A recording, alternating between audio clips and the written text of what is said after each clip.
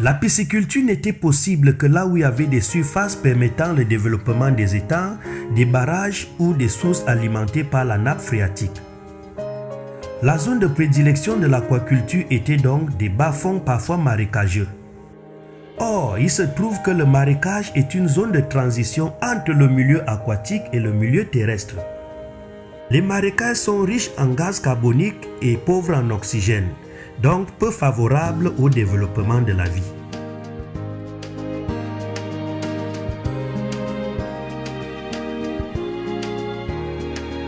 Le ministère de l'Élevage, des Pêches et des Industries animales, à travers le projet de promotion de l'entrepreneuriat aquacole PPEA, s'est engagé à promouvoir de nouvelles techniques non seulement pour la réalisation d'une pisciculture en étang de dérivation, mais aussi de nouvelles techniques d'élevage de poissons en système intensif hors sol.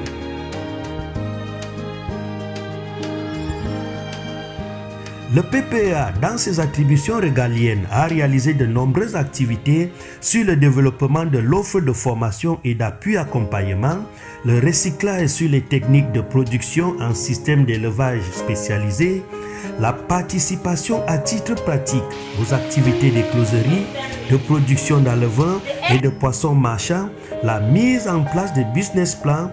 300 entrepreneurs ont été formés sur l'alimentation, le suivi accompagnement, la reproduction et les calculs technico-économiques.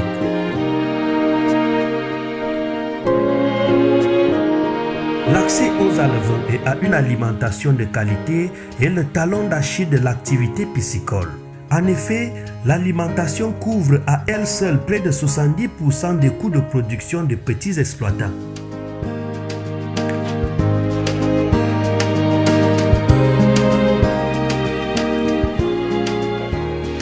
Afin de faire face à cette contrainte d'alevins, 3 stations aquacoles et une vingtaine de closeries privées ont été réhabilitées et équipées avec des technologies modernes.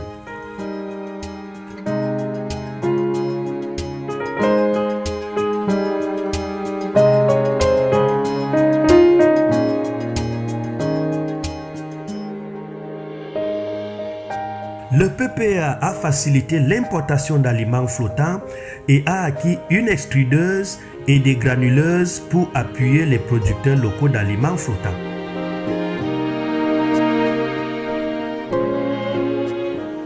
L'élevage en bac. C'est un élevage de type hors sol.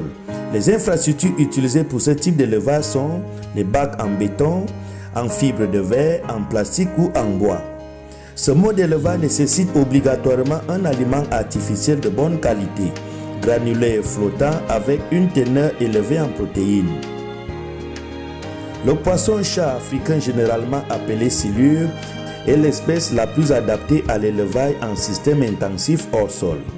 Il est rustique, facile à manipuler, résistant aux maladies et supporte de très fortes densités de charge et un taux d'oxygène très bas. Un renouvellement quotidien d'eau de bonne qualité est nécessaire pour maintenir des densités de 50 à 100 poissons par mètre cube d'eau. L'avantage de ce système est que même l'eau de pluie peut être captée et utilisée. Le ravitaillement en alevin de 5 à 15 grammes peut se faire dans les stations aquacoles publiques et dans les écloseries privées.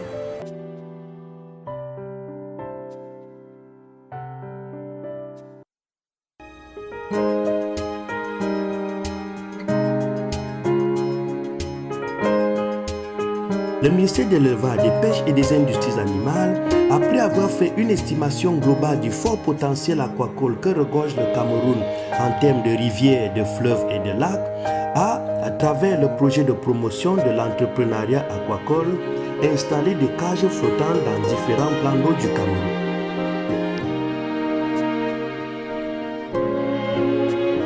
Les cages piscicoles peuvent avoir différentes formes à la convenance du propriétaire et selon ses moyens financiers.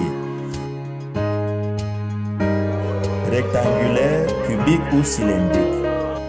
L'espèce de poisson utilisée pour ce type d'élevage est le tilapia.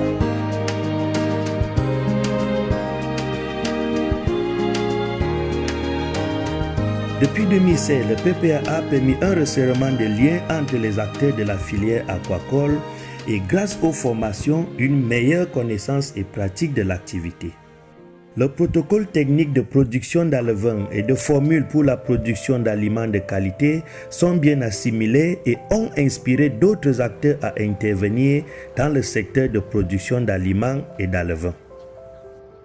Ces activités qui viennent s'associer à l'activité de production de poissons de table sont une source de revenus additionnels pour le promoteur.